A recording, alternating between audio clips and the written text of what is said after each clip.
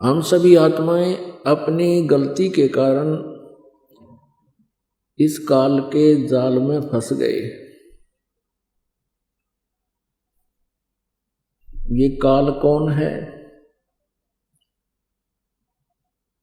हमारे यहाँ जन्मने और मरने के पीछे ये क्या कहानी है, क्या कारण है? आज हम चाहे कितने ही धनी हो, कितने ही हमारा परिवार संपन्न हो, एक पल में ना जाने क्या हो जावे। परिवार मृत्यु को प्राप्त हो जाते हैं। अक्षेत्र के अक्षेत्र भूकंप या किसी अन्य प्राकृतिक आपदा के कारण विनाश को प्राप्त हो जाते हैं। लाखों मनुष्य मर जाते हैं, उनके बच्चे भी साथ ही मृत्यु को प्राप्त हो जाते हैं। और शेष बच्चे ये सोचते हैं कि हम कुशल हैं। परमेश्वर कबीर देव जी ने आकर के हमें ये बताया कि जिनको काल ने ग्रास कर लिया, जिनको उन आपदाओं ने नष्ट कर दिया, वो भी कुछ क्षण पहले अपने आप को कुशल समझ रहे थे। उनकी ना जाने कितनी आशाएं थी, उतनी ही आशाएं थी जितनी शेष बचे हुओं की हैं। वो स्वयं ही ना रहे, आशाएं तो कहां से होनी थी, कहां से रहनी थी। पुण्यात्माओं, परमात्मा ने आके, कबीर परमेश्वर जी ने आके इस काल के षड्यंत्र का बांडा फोड़ किया है कि तुम अपनी गलती के कारण आप जी यहां आ गए, और अब ये तुम्हें रास्ता नहीं दे रहा। इसके कारण इसका स्वार्थ है कि इस काल को जो 21 ब्रह्मांड का स्वामी है, इसको ब्रह्म भी कहते हैं। वेदों में इसे ब्रह्म कहा है, जिसका ओम नाम, ओम मंत्र है जाप करने का।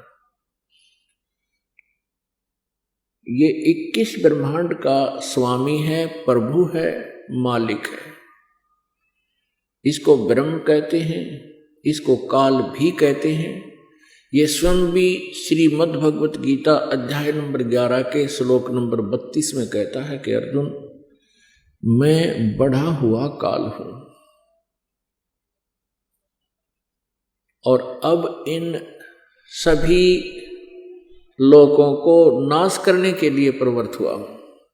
श्रीमद् भगवत गीता अध्याय नंबर 11 के श्लोक 21 में अर्जुन देख रहा है कि हे प्रभु, आप तो इन ऋषियों को भी खा रहे हो।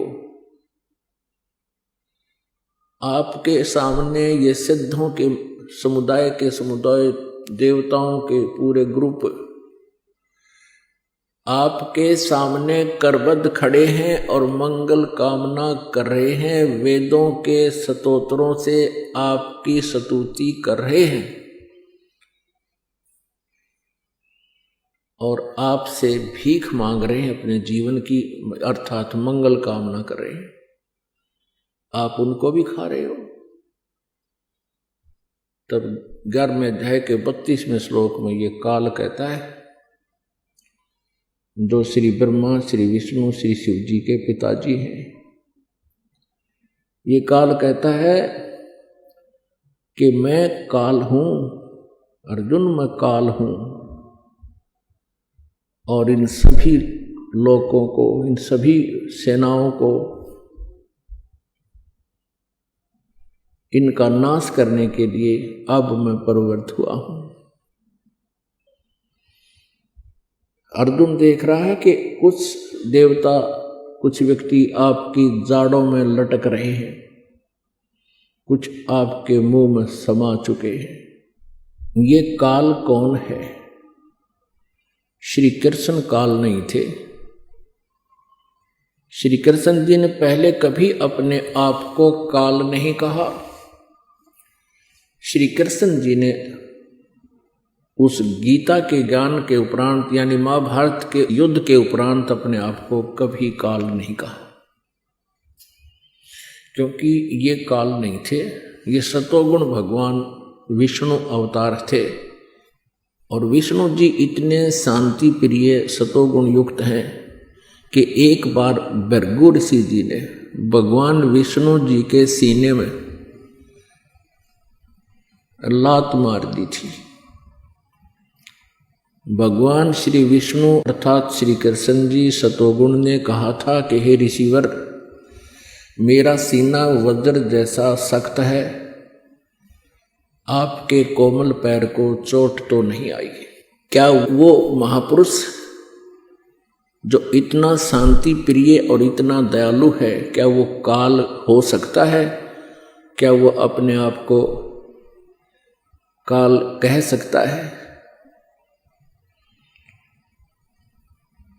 जिसको देखकर अर्जुन जैसे योद्धा भी कांप रहे हैं, तो वो श्री कृष्ण नहीं, श्री विष्णु नहीं, वो काल था जो श्रीमद् भगवत गीता जी का ज्ञान श्री कृष्ण जी में प्रवेश करके कह गया, बोल गया। मुख यानी ये शरीर समझो एक यंत्र है, जैसे टेप रिकॉर्डर होता है, और टेप रिकॉर्डर में जो भी जैसी भी कोई कैसेट डाल दी जाती है, फिर वो कैसेट बोलती है, उस कैसेट वाला ही मैटर बाहर बोल रहा है, वो टेप रिकॉर्डर। श्री कृष्ण जी के शरीर अर्थात टेप रिकॉर्डर में इस काल ब्रह्म ने, काल कहो चाहे ब्रह्म कहो, इसने स्वयं प्रवेश करके और अपनी कैसेट चला दी। उसने गीता जी का ज्ञान स्वयं बोला।